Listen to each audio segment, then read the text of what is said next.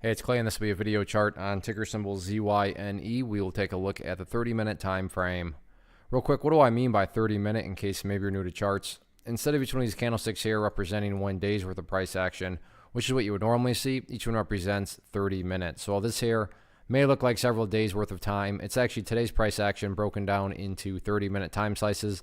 I'll let you this time frame that does a good job of telling the quote-unquote story of the price, and then makes mapping out levels of support and resistance a bit easier to see. I've done this analysis in the past. That's where these red and green line annotations are coming from.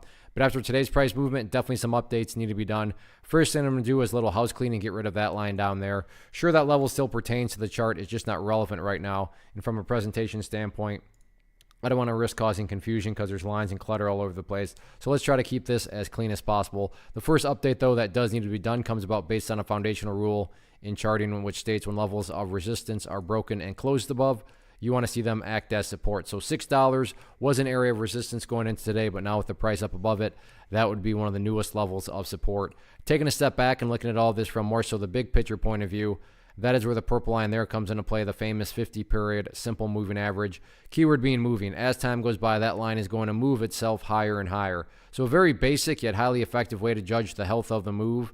That right there being defined as the move. Just keep an eye on that purple line. As long as the price stays above that line, as the line itself moves higher and higher, then the bulls are in full health, the bulls are in full control. However you can best visualize that, that is what is being represented. Again, yeah, staying above 6 would be great, but from the grand scheme of it all, as long as the price is above that purple line, the bulls 100% own the chart. What about levels of resistance going forward? For this, going to have to scrunch up the chart here a little bit so it'll get harder to see. And while we're going way back on the chart's history, this is a good problem to have. Let's see. There it is. So again, I realize hard to see, but the next key level is right up there at $6.50, and that's coming from back here where it was in early February. So $6.50, and then it's looking like the price got right up around $6.50 today, so that would make sense why it struggled, because that is exactly where it was rejected from way back there. All in all, though, at the end of the day, what matters most is what this chart has already been doing, and that is where the low is being built.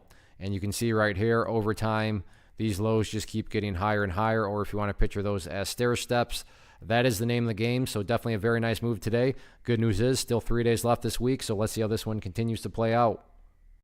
One of the biggest questions that I get is, hey Clay, how do you find the stocks that you trade? So what I've done is put together a free resource guide where I talk about the tools that I use to locate stocks that I find interesting and think may have potential. So if that sounds like something that could add value to you as a trader, then click on the image that is up on the screen right now and I will email you the guide. The guide itself is very short and to the point, and best part, it's completely free.